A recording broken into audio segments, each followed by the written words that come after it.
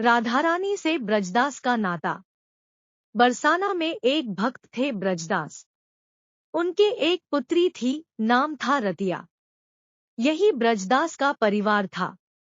ब्रजदास दिन में अपना काम करते और शाम को श्री जी के मंदिर में जाते, दर्शन करते और जो भी संत आए हुए होते उनके साथ सत्संग करते। यह उनका नियम था। एक बार एक संत ने कहा, भैया हमें नंदगांव जाना है।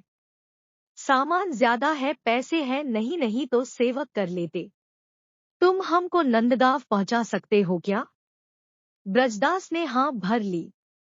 ब्रजदास ने कहा, गर्मी का समय है, सुबह जल्दी चलना ठीक रहेगा जिससे मैं 10 बजे तक वापस आ जाऊं। संत ने भी कहा, ठीक है, मैं 4 बजे तैयार मिलूंगा। ब्रजदास ने अपनी बेटी से कहा, मुझे एक संत को नंदगांव पहुंचाना है, समय पर आ जाऊंगा, प्रतीक्षा मत करना। ब्रजदास सुबह 4 बजे राधे राधे करते नंगे पांव संत के पास गए। संत ने सामान ब्रजदास को दिया और ठाकुर जी की पैटी और बर्तन स्वयं ने लाई लिए।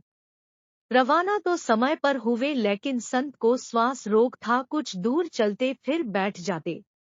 इस प्रकार नंदगांव पहुंचने में ही 11 बज गए।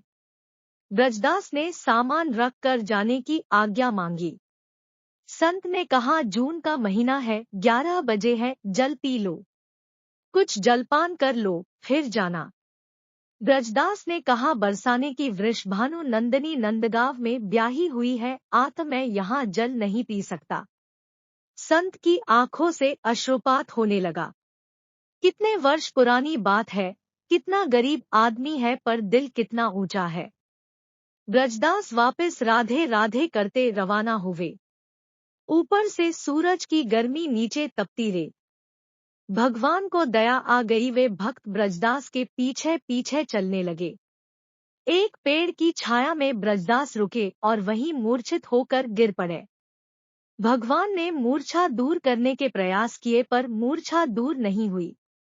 भगवान ने विचार किया कि मैंने अजामिल, गीध, गजराज को तारा, द्रौपदी को संकट से बचाया, पर इस भक्त के प्राण संकट में है, कोई उपाय नहीं लग रहा है। ब्रजदास राधारानी का भक्त है, वे ही इसके प्राणों की रक्षा कर सकती है, उनको ही बुलाया जावे। भगवान भरी दोपहरी में राधारानी के पास महल में गए।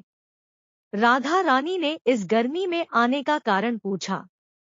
भगवान भी पूरे मस्खरे हैं। उन्होंने कहा, तुम्हारे पिताजी बरसाना और नंदगांव की डगर में पड़े हैं, तुम चलकर संभालो। राधा जी ने कहा, कौन पिताजी? भगवान ने सारी बात समझाई और चलने को कहा। यह भी कहा कि तुमको ब्रजदास की बेटी की रूप में भोजन जल लेकर चलना है।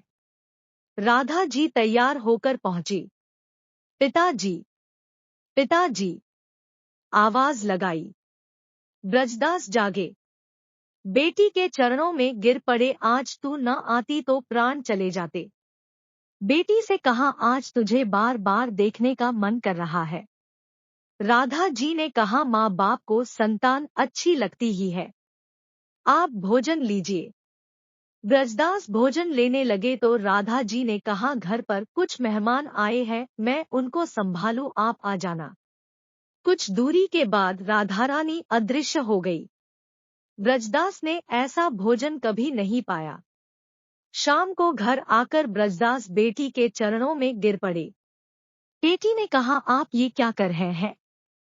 ब्रजदास ने कहा, आज तुमने भोजन जल लाकर मेरे प्राण बचा लिए। बेटी ने कहा, मैं तो कहीं नहीं गई।